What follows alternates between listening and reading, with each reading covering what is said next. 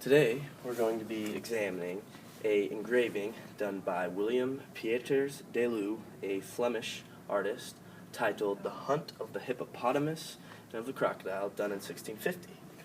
This piece was actually done after Peter Paul Rubens' original painting, The Hunt.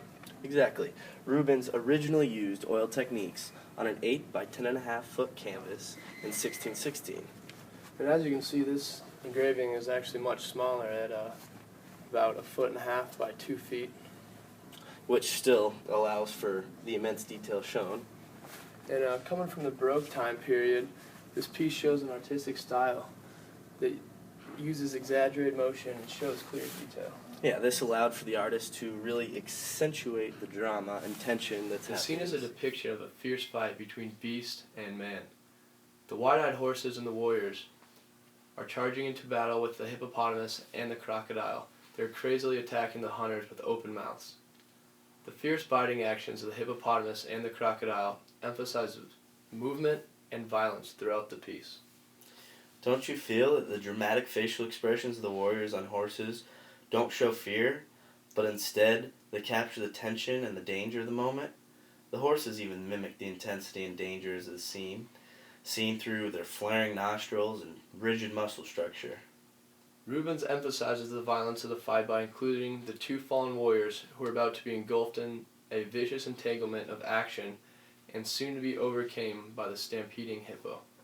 Cody, what would you say is the overall style of this work of art?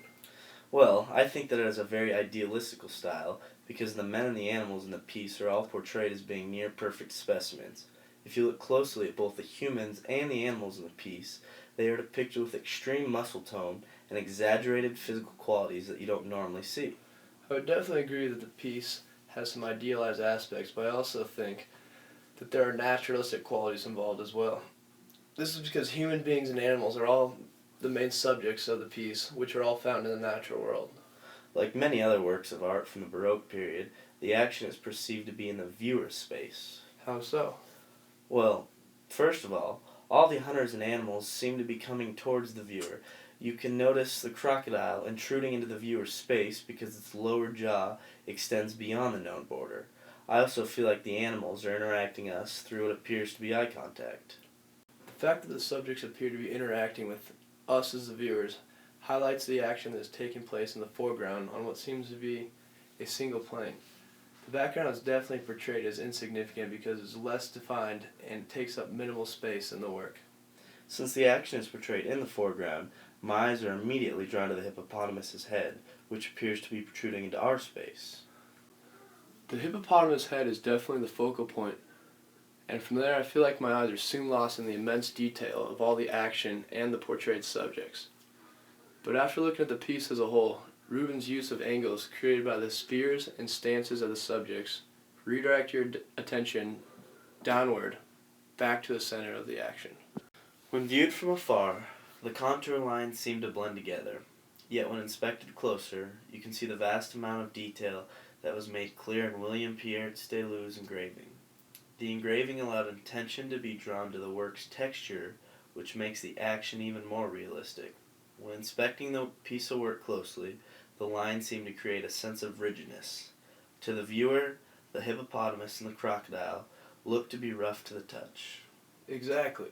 Texture can be used in order to bring a work of art to life, as can be seen in the horse's mane. The thin and wavy texture of the horse's mane adds motion to the piece because the curving lines show the fluid motion of wind blowing through hair. Stiff, rigid lines would not be capable of portraying this precise, active movement. After we have examined the lines, texture, and details, it is in my opinion that William Pieters de Leeuw was able to more accurately capture the themes of naturalism and idealism in his engravings than Rubens could in his painting.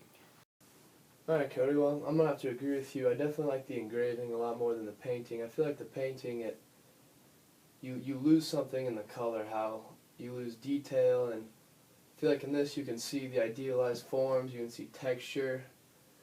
In this, I feel like mixing colors together, it's hard to get the proper texture, to get the idealistic values, I guess. Yeah, the colors just kind of blend in, I guess, although there's immense detail and it still gets the exaggerated motion across, I just feel that the etching by William Pieters Deleu just captures the movement and the emotion a lot better.